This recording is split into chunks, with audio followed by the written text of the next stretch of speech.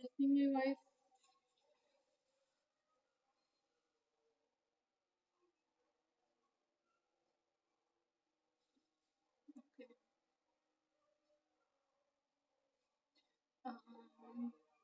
Semester आप लोगों का आज का जो टॉपिक है वो है due nature of method and Heisenberg uncertainty principle. जो आप लोगों की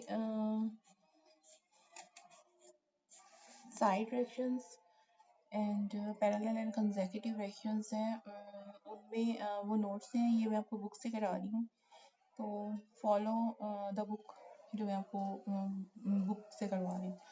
और प्रीवियसली मेरा खाना आपका आइडिया रिवीजन टॉपिक है, तो रिवाइज इसको करना है, तो उसको देख लेते हैं, ठीक है।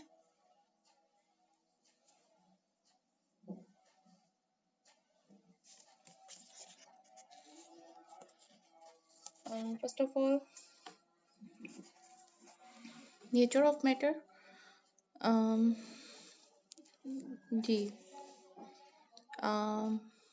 डी ब्रॉगली ने 1923 में जो है वो मैटर और उसकी जो है रिलेशनशिप विद लाइट, इसको जो हाईलाइट किया था और प्रिडिक्ट किया था कि जो आपके पार्टिकल्स हैं वो इलेक्ट्रॉन्स जो हैं वो वेव लाइक जो है वो प्रॉपर्टी शो करते हैं, और side by side particle nature, it means they have both the properties particle nature and they also have the property of wave nature, and he suggested कि आपकी जो wavelength of electron है inversely proportional होती है इस momentum के, और momentum क्या होता है, mass multiplied by volume, mv. And now you can see here the Germer experiment of the diffraction of electron. In this figure, you see that whenever tungsten filament strike with the electron beam accelerating electric field, nickel crystal diffraction pattern अगर हम देखें इसका, तो ये round about जो है वो निकल की क्रिस्टल से निकलने के बाद डायफ्रैक्शन पैटर्न जो है उसका राउंड जो है वो आप देख रहे हो उसमें, ठीक। तो ये वेवलेंथ जो इसकी है उसमें m जो है वो मैथ को रिप्रेजेंट कर रहा है, और v जो है वो आपकी वेलोसिटी को रिप्रेजेंट कर रहा है। लेमडा जो है वो H Planck's constant divided by M V के बराबर होगा। इस रिलेशनशिप को हम डी ब्रोगली इक्वेशन कहते हैं, और ये जो आपका वेवलेंथ है उसको हम डी ब्रोगली वेवलेंथ कहते हैं। First of all, derivation of de Broglie equation. De Broglie equation जो है डिफाइन करती है combination combining the math and the energy relationship, and इसमें जो है Planck's and Einstein law of math energy equivalence and the photon जो है वो इन्फिनिटिव मैथ होता है, एंड इट्स मैथ जो है वो basically E equal to M C square के इक्वल होता है। ई बेसिकली आपकी एनर्जी है, और M C square math and multiplied by velocity.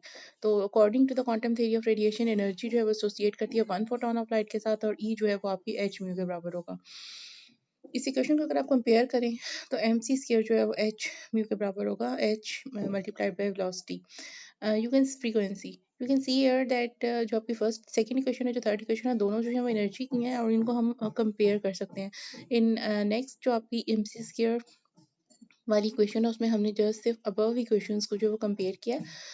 Here divide the c with the right hand side, and you can equate the equation with the mc equal to h divided by c divided by v, which is equal to lambda। जो wavelength है वो c divided by v के बराबर होती है। It means change in जो आपकी basically lambda की वैल्यू है वो c डिवाइडेड बाय v के बराबर होगी। हमने जस्ट पुट अप किया है लैम्डा की value instead of c divided by v। Okay, in equation number 4 यहाँ से हमने फुल अरेंजमेंट की है इक्वेशन को, एंड अरेंज करके हमने वेवलेंथ की वैल्यू को जो फाइंड आउट कर लिया, और जो आपकी वेवलेंथ है वो इन्वर्सली प्रोपोर्शनल है मोमेंटम के, और इसमें आप रिप्रेजेंट करते हैं मोमेंटम को बाय पी, तो आपका लेमडा जो होगा वो एच डिवाइडेड बाय पी के बराबर होगा। साइंटिस्ट जो था ब्रॉगले, उसने एक्सटेंड किया था आइडिया कि आपकी जो अदर पार्टिकल्स ट्रैवल कर रहे होते हैं विद इंफिनिटी वेलोसिटी, ये आइडिया जो है वो आपका हेल्प करता है साइंटिस्ट को इंटरप्रेट करने में नंबर ऑफ फिनोमेना को in the microscopic part. So he said that the wavelength of a particle of a mass m and with a velocity v जो है वो आप इस इक्वेशन के थ्रू जो है वो फाइंड आउट कर सकते हैं। This is the equation lambda is equal to H over M V. आपकी वेव जो एसोसिएट कर रही होती है विद द पार्टिकल उसको हम कहते हैं मैटर वेव, एंड इसको हम आल्सो ब्रोगली वेवलेंथ भी कहते हैं। मास of the moving particle depend कर रहा होता है वेलोसिटी ऑफ द पार्टिकल के ऊपर according to theory of relativity. Theory of relativity जो है basically moving mass and the rest mass के दरमियान रिलेशनशिप है, एंड द वेलोसिटी के दरमियान मास जो है वो आपका मूविंग जो मास है वो रेस्ट मास जो आपका एम नॉट है वो आपका रेस्ट मास रिप्रेजेंट करे 1 minus V C divided by C velocity of light and C, and V जो है वो सिंपल वेलोसिटी जो अकॉर्डिंग टू सिचुएशन की होती है, जो भी आपका इलेक्ट्रॉन एट द स्पॉट जो है वो उसकी वेलोसिटी हो रही होती है उसको हम कैलकुलेट करते हैं। इसी डी ब्रोगली इक्वेशन की वजह से जो नोबेल प्राइज मिला था 1928 में, equation of matter wave. Now, de Broglie wavelength for the microscopic bodies. What is the de Broglie equation? जो microscopic bodies हैं जिसमें आप जो है वो dimensions of the atoms and the subatomic particles illustrate करते हैं application of a de Broglie equations में, just like जो electron move कर रहा था in orbit of hydrogen में with the velocity of 2.3 10 per 6 metre पर सेकंड में उसमें wavelength जो एसोसिएट करती है इलेक्ट्रॉन की उसको हम कैलकुलेट कर सकते हैं putting the value of h m and v। Lambda जो है वो H divided by M V के बराबर होगा, और जो आपका लैम्डा है वो 6.6 into 10⁻34 जॉल second and 9.1 into 10⁻31 math के बराबर है, और वी जो है आपकी 2.6 अबव जो है मेंशन की गई वेलोसिटी। तो अब लैम्डा को कैलकुलेट करेंगे तो 3.16 एंगस्ट्रॉम आएगी। ये वेवलेंथ जो है वो एसोसिएट करती है इलेक्ट्रॉन की comparable to axis and can be measured जो हम वेवलेंथ फाइंड आउट कर रहे होते हैं। फोटोन की अगर हम बात करें तो जो हमने प्रीवियसली जो हमने वेलोसिटी मेंशन की है उसकी वेवलेंथ अगर 1836 टाइम्स स्मॉलर होगी हम कंसीडर कर सकते हैं अल्फा पार्टिकल को, एंड देन द वेवलेंथ जो है वो 7400 टाइम्स स्मॉलर होनी चाहिए देन ऑफ इलेक्ट्रॉन। लेकिन all these wavelengths are measurable and are convinced that the matter has waves. Now, de Broglie wavelength for the microscopic particles यहाँ है, consider कर लें आप a very small stone of mass 1 gram moving with velocity of 10 meter per second, and the wavelength associated with this stone जो है वो आपकी lambda is equal to h over mv है। h की वैल्यू आप रखें 6.02 10⁻34 और mass जो है वो आपको 10⁻³ किलोग्राम एंड मल्टीप्लाइड बाई 10 जो है आपकी velocity है तो 0.6 10⁻31 मीटर जो आपकी lambda होगी 0.66 इंटू 10⁻21 ऑक्स्ट्रॉन जो है ये आपकी वेवलेंथ की वैल्यू आएगी। ठीक है, ये हम जो है वो अभी फ़िलहाल कवर कर रहे हैं ड्यूल नेचर। जो वेवलेंथ है वो बहुत ज़्यादा स्मॉल होती है और उसको हम मेजर कर सकते हैं। पार्टिकल जो है higher value of the energy around 6 into 10⁻5 joule in our case. It means कि अगर आपका जो पार्टिकल है इसको हम एसोसिएट करते हैं with a very high energy wave जो कि अनबिलीवेबल होता है in over sense, that's why जो आपका डी ब्रोगली वेव इक्वेशन है has no significance for the microscopic particle.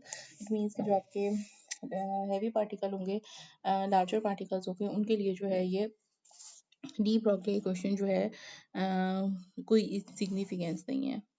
ये है डाटा आपके डी ब्रोगली साइंटिस्ट का। हियर इज इसको नोबेल प्राइज जो है वो 1929 में मिला था, और wave nature of electron and de Broglie wavelength पर। This topic is also very important because sometimes जो है ये टॉपिक आपका इम्पॉर्टेंट होता है एग्ज़ाम पॉइंट ऑफ व्यू से। सैम्पल प्रॉब्लम ये आप लोगों का क्वेश्चन है, calculate the mass of the one photon of the light having wavelength lambda 5894 angstrom. Given the आपकी जो सी है वो 3 इंटू 10⁻8 है, एच जो है वो 6.6 10⁻⁴ है। थोड़ी सी लुक मैंने आपको दे दी है, लेकिन आपका फाइनल जो है आपने इसको अटैम्प्ट करके अब इसका आंसर जो है आपने क्वेश्चन में अप्लाई करना, then I will mark your attendance.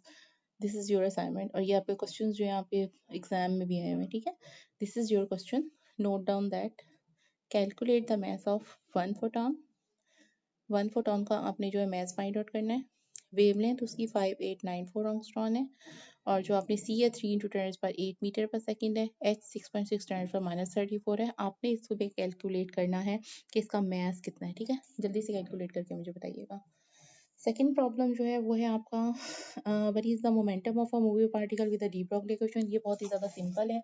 इसमें आप देख लें वेवलेंथ दी गई है, आपको एच दिया गया है और जस्ट आपने lambda is equal to H over M V में पुटअप करना है। एम वी से is equal to H over lambda, M V is equal to 6.6 transfer minus 34 1.5 transfer 4, तो आपके पास एम वी आ जाएगा which is basically the momentum. Next example is mass of electron. Mass of electron 9.1 tends to minus 31 है, H 6.0 6.25 है, tends to minus 34 है। Kinetic energy of electron वो आपके पास जो है वो एनर्जी दी गई है हाफ एम वी स्क्वायर। यहाँ से आप E की वैल्यू फाइंड आउट करें, V की वैल्यू फाइंड आउट कर सकते हैं अंडर रूट से, लैम्डा की वैल्यू फाइंड आउट करके यहाँ V की वैल्यू पुटअप करें, M की वैल्यू पुटअप करें, H की value, and then you can calculate lambda. ठीक हो गया। 3 माइक्रो भी मैंने आपको यहाँ पे कवर करा दिया। Now wave nature and electromagnetic wave में क्या फ़र्क होता है, ये भी एक सिंपल सा क्वेश्चन है, इसको हम देख लेते हैं। फर्स्ट ऑफ ऑल जो है हम इलेक्ट्रोमैग्नेटिक वेव की बात कर लेते हैं। इसमें इलेक्ट्रिक और मैग्नेटिक फील्ड होते हैं वो एसोसिएटेड होते हैं, लेकिन जो मैटर वेव होते हैं उसमें इलेक्ट्रिक मैग्नेटिक फील्ड होते हैं वो एसोसिएट नहीं होते। सेकंड क्या है comparison, waves can pass through vacuum, can't pass in the मतलब जो मैटर वेव्स होती हैं उनमें ये प्रॉपर्टी नहीं होती। Next one, they have fixed velocities 3 into 10 power 8 rather than velocity of a matter wave less than the velocity of a light, and they depend upon the situation. Next, electromagnetic waves जो होती हैं can be measured easily, wavelength can't be measured easily. These rays are emitted by a source in space and these are associated with the material particle, and if the material particle is absent then they do not exist. Last one, their energies are quantized and their energies are not quantized. यहीं तक आप कर लें, ठीक है। Next जो topic है वो रिलेशनशिप हाइजेनबर्ग अनसर्टेनिटी प्रिंसिपल जो है वो मैं आपको नेक्स्ट लेक्चर में जो है वो करवाऊंगी। क्वेश्चन जो है वो उसका रिप्लाई करें मुझे। फर्स्ट